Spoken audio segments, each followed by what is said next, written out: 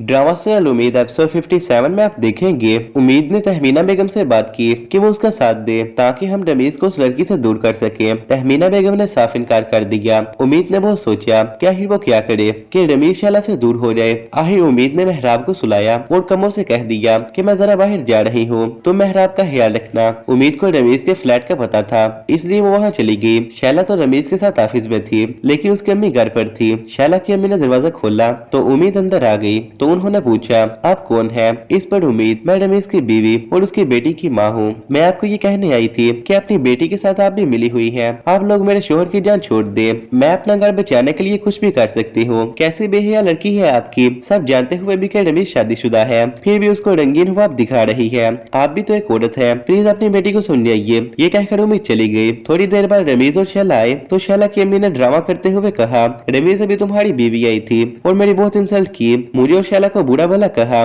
बेटा हम इज्जतदार लोग हैं, ये सब नहीं सुन सकते। और मेरी बेटी को तो वो बदकिरदार कह रही थी। बस रमीज, मैं तुम्हें इससे आगे नहीं बता सकती। इस पर रमीज बोला, आंटिया परेशान ना हो, मैं भी घर जाकर उससे बात करता हूँ। तो फ्रेंड्स, अगर आप हमारे चैनल पर नए हैं तो काइंडली चैनल को सब्सक्राइब कीजिए। मजीद आप देखेंगे उम्मीद वापिस आई तो तहमीना बेगम गुस्से से बोली, ये तुम मुझे बताए बगैर कहाँ घूम रही हो? तुम्हें घर और बच्ची का कोई ख्याल नहीं? इस पर उम्मीद बोली, अम्मी आप सो रही थी इसलिए मैं बगैर बताए चली गई और मेहराब तो सो ही रही थी। इस पर तहमीना बेगम, मैं देख रही हूँ आजकल तुम मेरे सामने बहुत जुबान चला रही हो, मुझे ये जुबान काटनी भी आती है। पीछे खड़े सलीम साहब इनकी बातें सुन रहे थे। सलीम ने कहा, बस बहन जी, मैं काफी अरसे से अपनी बेटी पर जुल्म होता देख रहा हूँ, मगर अब मैं खामोश नहीं रहूंगा। उम्मीद तुम अभी और इसी वक्त मेरे साथ चलो। इस पर उम्मीद बोली, अब्बू आपको क्या हो गया है? आपने तो समझाया था कि अपनी सास को हमेशा माँ समझना, तो अगर बड़ी माँ मुझे डांट रही है तो आपको क्यों बुरा लग रहा है? ये मेरा घर है, मैं यहाँ से कहीं नहीं जाऊंगी। सलीम साहब वहाँ से चले गए। इसके बाद रमीज घर आया तो आते ही उम्मीद पर बरस पड़ा कि तुम शैला के घर क्या लेने गई थी